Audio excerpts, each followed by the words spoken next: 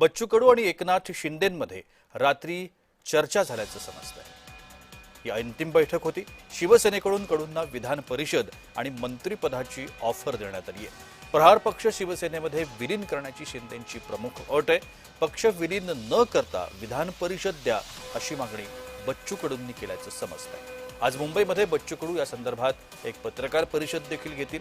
बच्चू कडू काय निर्णय घेतात याकडे आता सगळ्यांचंच लक्ष लागलंय। आज बच्चू कडू प्रहारच्या पदाधिकाऱ्यांची बैठकही घेणार असल्याचं समजतंय।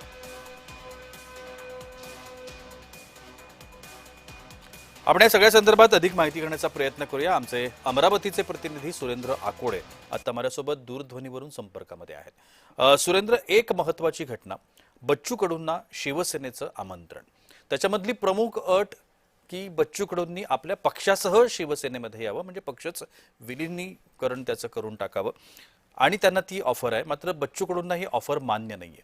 या स्थितीमध्ये काय होईल असं वाटतं? पक्ष विलीन करून बच्चू कडू शिवसेनेमध्ये येतील?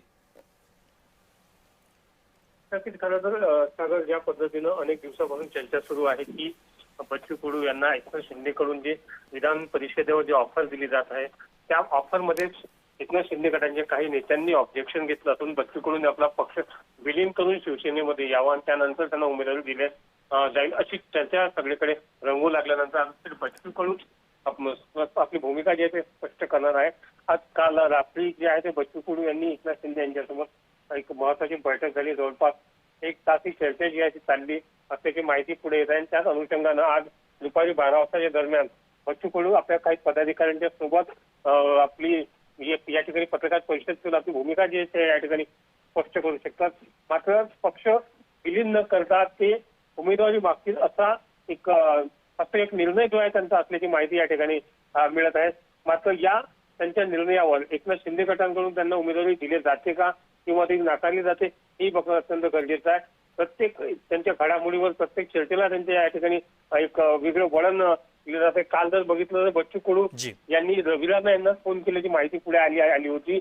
या पद्धतीनं एकनाथ शिंदे गटाकडून त्यांना ही ऑफर दिली जाते त्या पद्धतीने चर्चा। सुरेंद्र, आपण शहकाटशहाचं राजकारण गेल्या काही दिवसांपासून पाहतोय, जे महायुतीमधलं अंतर्गत राजकारण सुद्धा आपल्याला दिसून येतं। जशा पद्धतीची ऑफर एकनाथ शिंदेंनी दिली आहे, आता रवी राणा यांना फोन करायला सांगितला गेलाय, कदाचित तो भाजपा पक्षश्रेष्ठींकडून सांगितला जाऊ शकतो अशी देखील एक चर्चा आहे। नक्कीच, खरं तर महायुतीचं विदर्भामध्ये अस्तित्व आणि जे नेटवर्क आहे ते वाढवण्याच्या दृष्टिकोनातून ही उमेदवारी जी आहे ते बच्चू कडू यांना दिली जात असावी अशी एक चर्चा या ठिकाणी रंगवली। त्याच अनुषंगाने ही उमेदवारी त्यांना देण्यात येत आहे। मात्र त्यांना पक्ष या ठिकाणी विलीन केल्यानंतर बच्चू कडू यांचं अस्तित्व जे पूर्णपणे संपून जाईल। मात्र बच्चू कडू यावर काय निर्णय घेत आपल्या पदाधिकाऱ्यांशी चर्चा करून काय निर्णय घेत हे बघणं इतकंच गरजेचं आहे।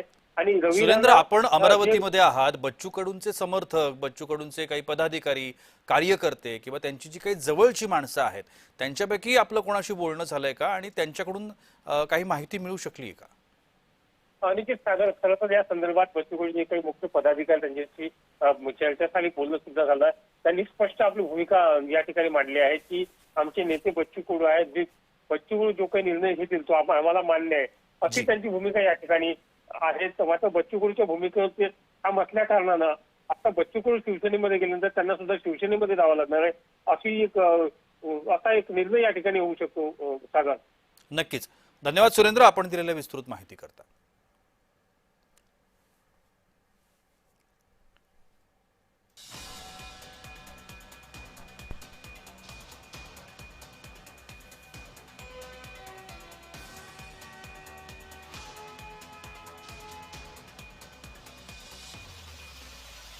दरम्यान आज या सगळ्या संदर्भात बच्चू कडू आपला निर्णय घेण्याची शक्यता आहे।